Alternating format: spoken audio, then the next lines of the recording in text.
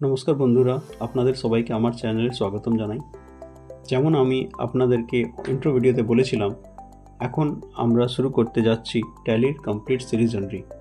এই পুরো সিরিজে আমরা স্টেপ বাই স্টেপ শিখব ট্যালিতে অ্যাকাউন্টিং কীভাবে করতে হয় এবং এর সেটআপ, কনফিগারেশন, ইম্পর্টেন্ট সেটিংসগুলো ডিটেলসে বুঝব।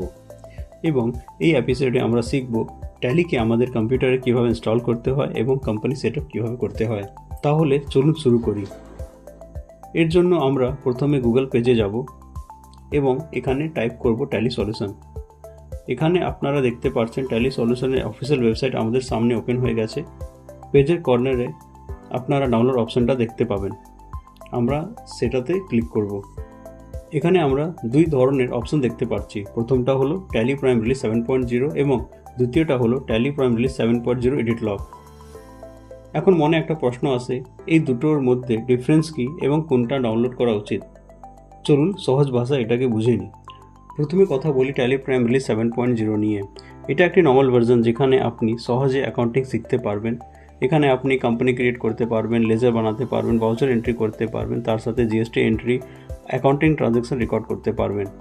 তাই যদি আপনি টার্নিং পারপাসের জন্য ট্যালি শিখছেন তাইলে এই ভার্জন আপনাদের জন্য বেস্ট।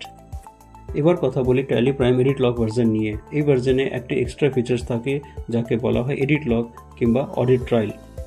মানে যদি কোনো ইউজার কোনো ভাউচার বা এন্ট্রিতে চেঞ্জ করে তাইলে ট্যালি সেই চেঞ্জ ট্র্যাক করে রাখতে পারে, যেমন কে এন্ট্রি চেঞ্জ করেছে, কখন চেঞ্জ করেছে, আগে ভ্যালু কী ছিল। এই ফিচার্সটা বেশি ইউজফুল হয় কোম্পানি এবং অডিটরের জন্য, যাতে অ্যাকাউন্টিং ডেটাতে ট্রান্সপারেন্সি থাকে।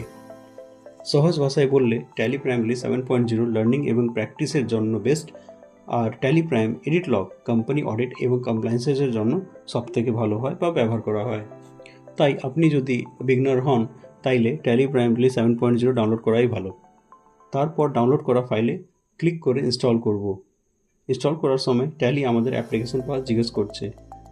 যদি কিছু চেঞ্জ না করি তাইলে এটা বাই ডিফল্ট সি ড্রাইভের প্রোগ্রাম ফাইলে গিয়ে ইনস্টল হয়ে যাবে, কিন্তু আমরা এখানে ডি ড্রাইভে একটি ফোল্ডার ক্রিয়েট করি এবং নাম দিই ট্যালি প্রাইম। এখানে আমরা সেই ফোল্ডারের পাথ কপি করে এখানে পেস্ট করছি এবং Ctrl+A প্রেস করে সেভ করি। এটা ট্যালির ওই ফোল্ডারে ইনস্টল হয়ে যাবে। ইনস্টল হওয়ার পর ট্যালি আমাদের কোম্পানি ডেটার লোকেশন জিজ্ঞেস করছে, মানে আমরা যে কোম্পানি ক্রিয়েট করব তার ডেটা কোথায় সেভ হবে। ডিফল্টভাবে এটা সি ড্রাইভে সেভ হয়, কিন্তু আমরা এখানে ডি ড্রাইভে একটি ফোল্ডার ক্রিয়েট করি, নাম দিই ট্যালি ডেটা। এখন কনফিগারেশনে গিয়ে এই ফোল্ডারের পাথ কপি করে এখানে পেস্ট করে দিই এবং Ctrl+A প্রেস করে সেভ করি। এরপর অ্যাকসেপ্টে ক্লিক করি। এখন থেকে সব কোম্পানি ডেটা এই ফোল্ডারে সেভ হবে। এখানে আপনি দেখতে পাচ্ছেন ট্যালি প্রথমবার ওপেন হয়েছে। এখানে কিছু অপশনস দেখা যাচ্ছে। প্রথম হলো ট্রাই ফর ফ্রি, এটা শুধু এডুকেশন পারপাসের জন্য। দ্বিতীয় হলো ইউজ লাইসেন্স ফ্রম নেটওয়ার্ক, এটা মাল্টিপল সিস্টেম কানেক্ট করার জন্য।